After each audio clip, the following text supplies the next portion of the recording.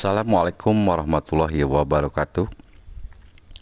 Ini cara memasangkan multipator mini dengan pisau rumput yang biasa kita untuk membersihkan rumput.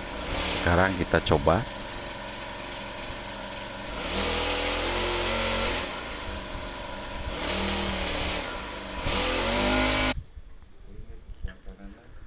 Mari kita pasangkan dulu alatnya.